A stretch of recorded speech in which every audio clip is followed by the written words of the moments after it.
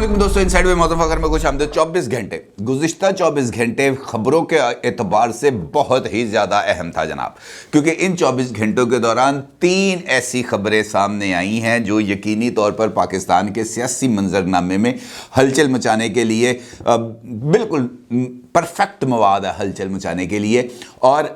इससे इन तीनों खबरों से जो एक सिमत है उसकी तरफ भी इशारा दिया जा रहा है और ये कहा जा रहा है कि जनाब ये जो तीनों चीज़ें हैं ये इस सिमत में इशारा दे रही हैं कि कोई बहुत ही ज़्यादा ख़तरनाक किस्म का खेल जो है वो शुरू होने जा रहा है। और इस खेल का जो आगाज़ है वो सबसे बड़ी खबर से होता है, और वो खबर ये है जनाब कि नए चीफ ऑफ आर्मी स्टाफ की अपॉइंटमेंट के लिए 5 सीनियर तरीन जनरल्स की जो समरी है वो वज़ीर आज़म ऑफिस को मौसूल हो गई है। और इस समरी के मुताबिक जो 5 नाम 2 अहम तरीन ओहदे यानी चीफ ऑफ आर्मी स्टाफ और chairman joint chief of staff committee के लिए भिजवाए गए हैं, उनमें सबसे पहला नाम है लेफ्टिनेंट जनरल आसिम मुनीर साहब का, दूसरा नाम है लेफ्टिनेंट जनरल साहिर शमशाद मिर्ज़ा साहब का, तीसरा नाम है जनाब लेफ्टिनेंट जनरल अज़हर अब्बास साहब का, चौथा नाम है लेफ्टिनेंट जनरल नोमान महमूद साहब का, और 5वां नाम है लेफ्टिनेंट जनरल फैज़ हमीद साहब का। और इन 5 नाम जो मौसूल हुए हैं, इसके बाद अब ये फैसला किया जाएगा कि ये जो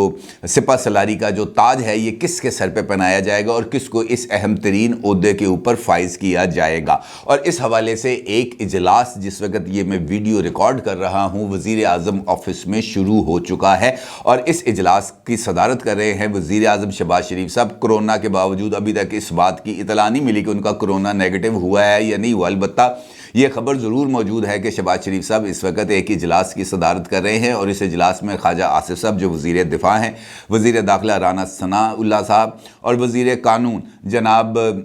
सरदार अयाज सादिक साहब वो इस इजलास में मौजूद है। जो दीगर हुकूमती तहादी हैं वो अभी तक इस इजलास में मौजूद नहीं हैं, और ख्वाजा आसिफ साहब का इस इजलास के बारे में ये कहना है कि जनाब समरी मौसूल हो गई है और कल या परसों जो है हतमी फ़ैसला सामने आ जाएगा और ये जो इबहमी सिचुएशन है ये ख़त्म हो जाएगी। अलबत्ता ये देखना ये है कि इसके बाद क्या सिचुएशन बनेगी, क्योंकि जो अगली दोनों खबरें हैं वो इसी चीज़ के साथ जाकर रिलेट कर रही हैं, और ये गेम जो है उसके बाद खुल के सामने आएगी। दूसरी खबर है लंदन से। कल अचानक एक साहब मंजर आम पर आए, नाम है उनका तस्नीम हैदर साहब, जिन्होंने ख़ुद को मुस्लिम लीग नून लंदन चैप्टर का तर्जुमान के तौर पर अपनी जो रूनमाई है वो कराई है। और उन्होंने इस बात का इंकशाफ किया है कि नवाज शरीफ साहब ने उनसे एक बराह रास्त मुलाकात में उनको ये बराह रास्त आर्डर दिया, आमने सामने बैठ कर अक्खां चक्खां पा के, कि जनाब अरशद शरीफ साहब जो है ये बहुत ज़्यादा बोल रहे हैं, बहुत ज़्यादा तंग कर रहे हैं, लिहाजा इस आवाज़ को खामोश कर देना चाहिए। और इस हवाले से उनका ये कहना है कि मेरी नवाज शरीफ साहब के साथ 3 मुलाकातें हुई। पहली मुलाकात जुलाई में हुई, फिर अगस्त में हुई, फिर सितंबर में हुई, और इन 3 मुलाकातों के अंदर नवाज शरीफ साहब ने उनको यही कहा है कि जनाब इस बंदे को, ये बंदा हमें नहीं चाहिए। और उनका ये मानना है, उनका ये दावा है कि जनाब नवाज शरीफ साहब के हुक्म के ऊपर ही अरशद शरीफ को कत्ल किया गया है। और ये बड़ी ही इंपॉर्टेंट चीज़ है। इंपॉर्टेंट चीज़ इस वजह से कि ये जो साहब जिनके बारे में ये बताया जा रहा है तस्नीम हैदर साहब, अगर आप इनके अकाउंट पे जाएं तो आपको यहाँ पर तो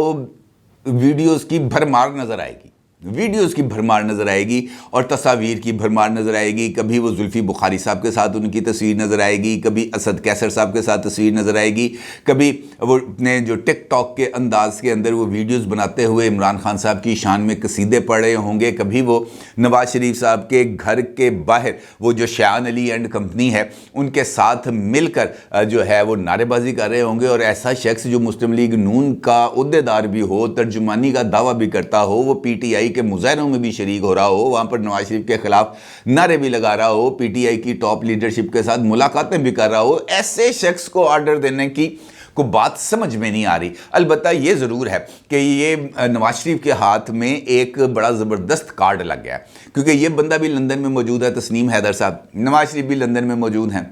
सीधा साधा आसान हल है कि जनाब तस्नीम हैदर साहब को बुला लिया जाए अदालत के अंदर और उनसे कहा जाए कि जनाब 10 की मसला है, क्योंकि अगर उनके पास ये इन्फॉर्मेशन थी कि अरशद शरीफ साहब को कत्ल किया जा रहा है और नवाज शरीफ ने उनको ये हदायत दी है, तो उन्होंने जो बरतानवी कवानीन हैं उनके तहत सबसे पहले बरतानवी पुलिस को क्यों नहीं बताया कि जनाब मुझे ये कहा जा रहा है, मुझे गैर कानूनी काम के लिए جو ہے آمادہ کرنے کی کوشش کی جا رہی ہے، یا اس طرح کی کوئی بھی چیز وہ بتا سکتے ہیں۔ اب نواز شریف صاحب ان کو اگر اندر کرا دیں یا ان کو لے جائیں عدالت میں یا ان کے خلاف کارروائی کے لیے سو کر دیں تو یہ بھائی کو لینے کے دینے پڑ جائیں گے۔ اور سب سے امپورٹنٹ بات یہ ہے کہ جس شخص نے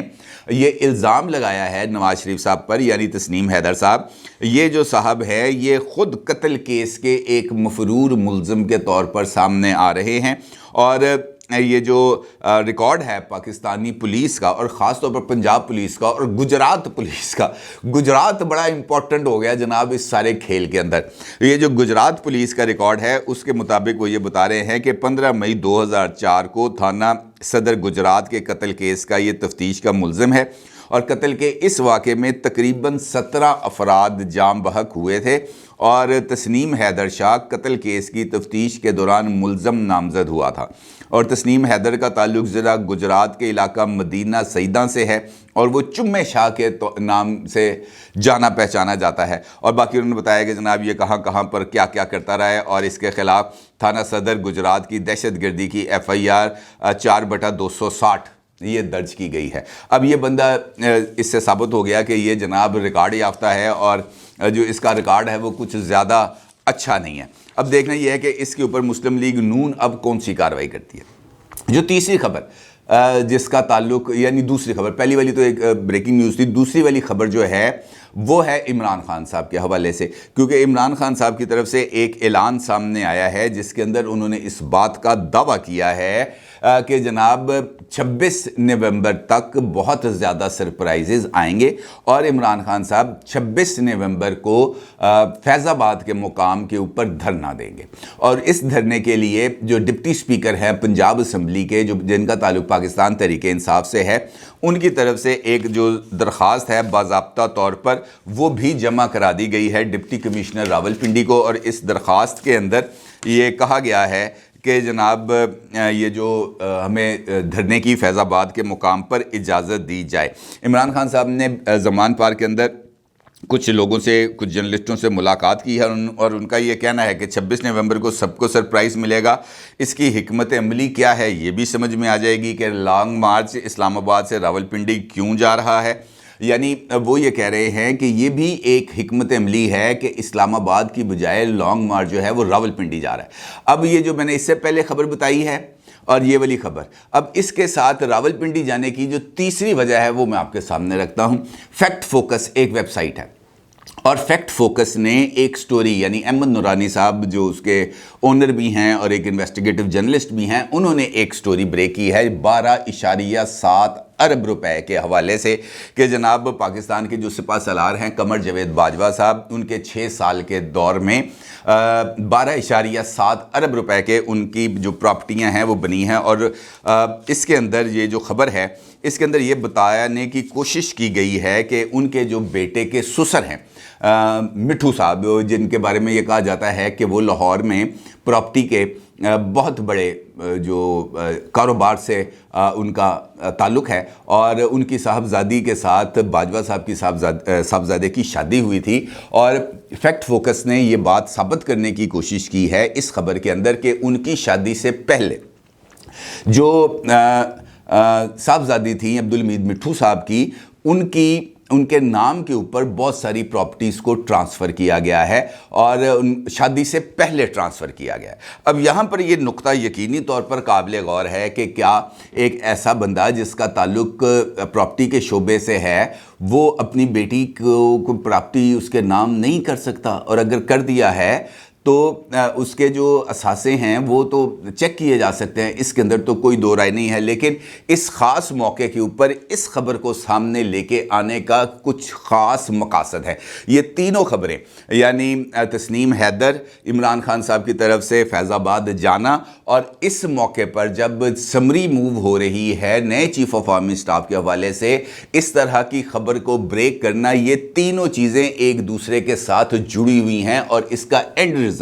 سمپلی یہ نکالا جا سکتا ہے کہ اس سارے معاملے کو ایک تنازع کی شکل، ایک متنازع انداز کے اندر آگے بڑھانے، یا عمران خان صاحب کے 26 نومبر کے دھرنے کے لیے ایک تقریری مواد فراہم کرنے کے علاوہ اور کچھ نہیں ہے۔ میری نظر میں اس کے علاوہ اس کی اور کوئی ویلیو نہیں نظر آ رہی، کیونکہ عمران خان صاحب کے اس سے پہلے کے جو سارے کے سارے کارڈز ہیں وہ ایک ایک کر کے پٹ چکے ہیں، چاہے وہ سائفر کا معاملہ ہے، چاہے وہ غیر ملکی سازش کا معاملہ ہے، چاہے وہ نیوٹرلز کا معاملہ ہے، چاہے وہ الیکشن کمیشن کا معاملہ ہے، چاہے وہ حملے کا معاملہ ہے، چاہے وہ FIR کا معاملہ ہے، چاہے وہ بیک چینل رابطوں کا معاملہ ہے۔ ہر ایک چیز جو عمران خان صاحب نے اٹھانے کی کوشش کی وہ سارے کا سارا ملبہ عمران خان صاحب کے اوپر گر گیا۔ اب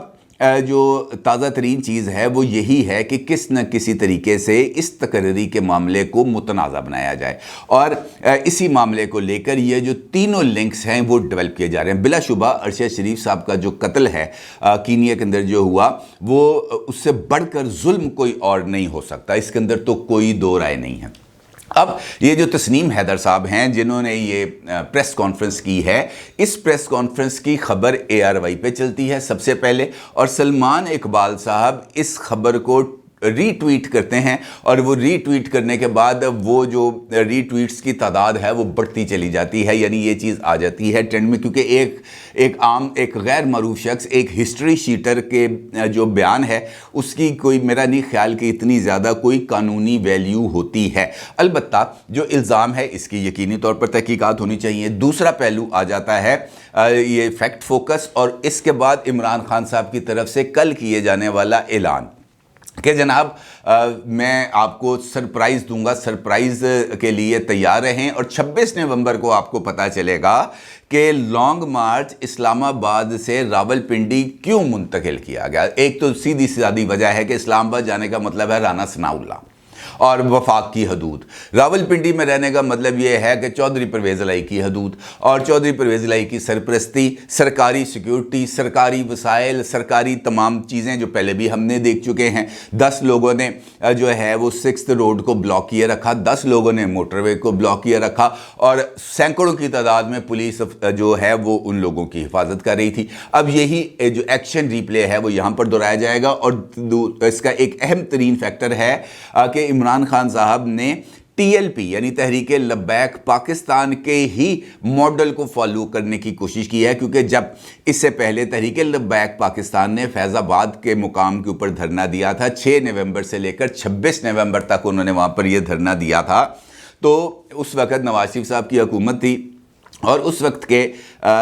جو تھے DGC میجر جنرل، اس وقت کے میجر جنرل فیض حمید صاحب، ان کے توسط کے ساتھ ایک ایگریمنٹ طے پایا تھا اس وقت کی حکومت اور TLP کے درمیان، اور اس کے بعد اس معاہدے کے تحت TLP کے نے فیض آباد دھرنا ختم کر دیا تھا، اور 2-2 ہزار روپیہ ان کو بانٹا گیا تھا، پھر وہ واپس چلے گئے تھے۔ اب عمران خان صاحب اسی دھرنے کا جو سیکنڈ سیکوینس ہے اس کا آغاز کرنے جا رہے ہیں، اور چونکہ پہلا دھرنا 26 نومبر کو ختم ہوا تھا، 26 نومبر سے فیض آباد کے اوپر ہی دوسرا دھرنا شروع ہونے جا رہا ہے، اور اب دیکھنا یہ ہے کہ یہ دھرنا اب کس کے وساطت سے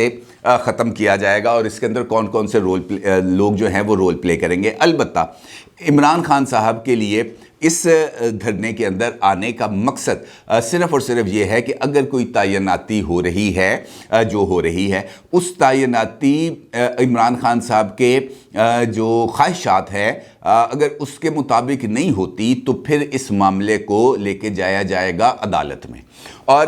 اس کے ساتھ ساتھ تقریروں کے اندر بھی یہ جو فیکٹ فوکس ہے یا یہ جو تسنیم حیدر ہے، ان چیزوں کو لے کر ایک نیا بیانیہ بنایا جائے گا پاکستان کی اسٹیبلشمنٹ اور مسلم لیگ نون کے خلاف۔ وہ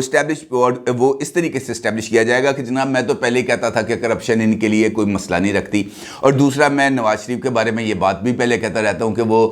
مجرم ہے، وہ بگوڑا ہے، وہ لندن میں بیٹھا ہے، وہ اشتہاری ہے، لہٰذا یہ جو نیکسس ہے یہ اسی طریقے سے بنتا تھا کہ انہوں نے ایک ایسے بندے کو اپوائنٹ کر دیا جو ان کے ایجنڈے کو لے کے آگے بڑھ سکتا ہے، لہٰذا اس تعیناتی کو چیلنج کیا جائے گا۔ بلکہ اب سے کچھ دیر بعد جب یہ میں ویڈیو ریکارڈ کرنے لگا تھا، ایک ٹویٹ میری نظر سے گزرا جو ایک یوٹیوبر ہیں عمران ریاض خان صاحب،